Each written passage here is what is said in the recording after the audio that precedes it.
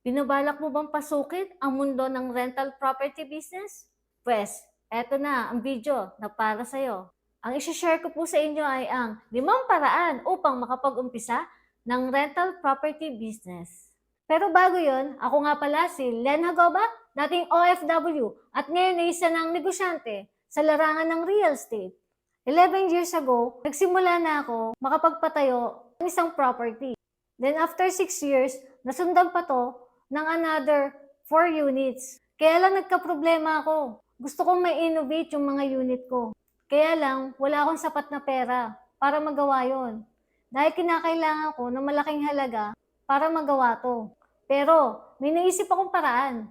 Kaya naman ang ginawa ko, sinimulan ko na muna sa baba ng isa sa mga unit ko. Electric fan muna ang pinagamit ko nun sa mga guests. At ganyan pa yung itsura ng bed ko. Pagkalipas din ng ilang buwan, nakompleto ko na rin malagyan ng mga kompletong kagamitan ang lahat ng unit ko. At ngayon, may air condition na rin lahat ng mga unit. Kaya naman, isi-share ko na sa iyo ang 5 paraan upang makapagsimula ng rental property.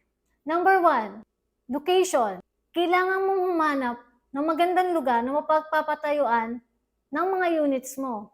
Dapat siguraduhin mong malapit to sa eskwelahan, ospital, at mga opisina. Pati na rin malapit sa tourist spot. Tatanong sa'yo ng guest mo or ng tenant mo ay ang, saan ba malapit ang location na yan? At kung malapit ka, napakalaking advantage mo. Dahil siguradong laging puno ang unit mo. Contractor. Kailangan mong humanap ng mapapagkatiwalaang contractor na gagawa ng mga unit mo. Siguraduhin mo may magandang background to at mahabang experience. I-check mo yung mga project na dati na niya nagawa. Doon ka mag-base kung mapapagkatiwalaan ba siya. At para masigurado rin yung quality ng trabaho niya, kung maganda ba talaga at sulit ba yung ibabayad mo sa kanya. Kasi ang pinaka-importante sa lahat ay kailangan matibay yung unit na itatayo. At hindi lang basta matibay. Yung tipong kahit ilang taon na, walang sira, especially yung mga bubong niya.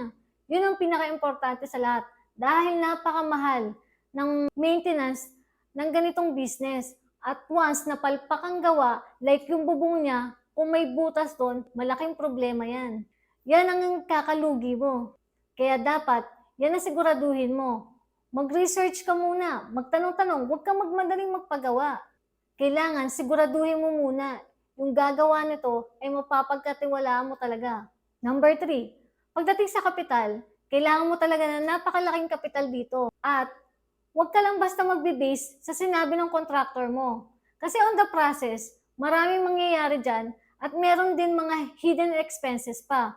Or minsan kasi, ang nangyayari, mataas na yung labor cost at pati na rin mga materyales. Kaya naman, at least mag-add ka pa ng 30% sa sinabi niyang total cost para siguraduhin na hindi mabibitin yung project na ipapagawa mo. Ang marketing ang susi ng pag-unlad ng negosyo mo. Dahil sa marketing, yan ang magsisigurado na hindi mababakante ang unit mo. Kaya ibuhos mo ang buong oras at talino mo sa pagmamarket. Siguraduhin mo na sa dinami-dami ng competitors mo, bakit ikaw ang kailangan piliin ng mga guests. Kaya naman dapat, yan talagang pagtrabahuhin mo maigi.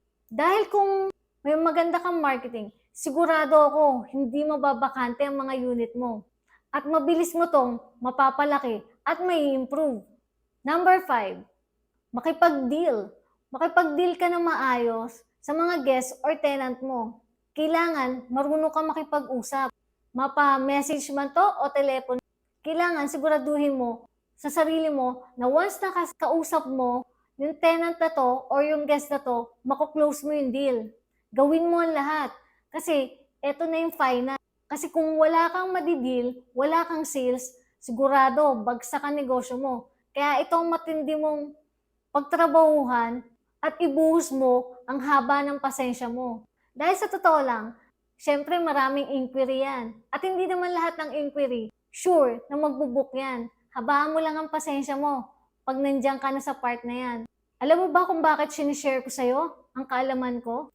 Kasi gusto ko dumami pa tayo. dumami tayong mga negosyante na gustong magkapaglingkod sa iba at nang marami pa tayong matulungan. Alam mo ba kung sinong kaaway ko dito? Kaaway ko dito ang katamaran ko.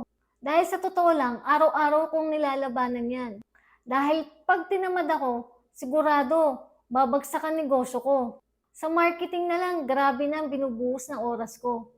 Kaya kailangan ko talagang sipagan dito at labanan yan. Alam ko, mahirap to, lalo na't nangangailangan ng malaking kapital to. Pero alam kong, kayang-kaya mo to. Kung naniniwala ka sa prinsipyo ko at sa pinaniniwalaan ko, halika, sumama ka sa akin. Pumunta tayo dun sa mas mataas na level, kung saan mas marami pa tayong taong matutulungan at mapapaglingkuran. Pati ang susunod na henerasyon natin makikinabang. Alam ko, hindi madali to. Lalo na't nangangailangan ng malaking kapital to. Pero naniniwala ako sa'yo. Ang kakayahan mo. At naniniwala ako na may malaki kang dahilan kung bakit gusto mong pasukin ang negosyong to. Naniniwala ako na nag-aalala ka sa susunod na henerasyon mo. Gusto mong masigurado ang kinabukasan nila. Alam mo ang video na to. Kaya naman, paki-like, follow, and comment ka na rin.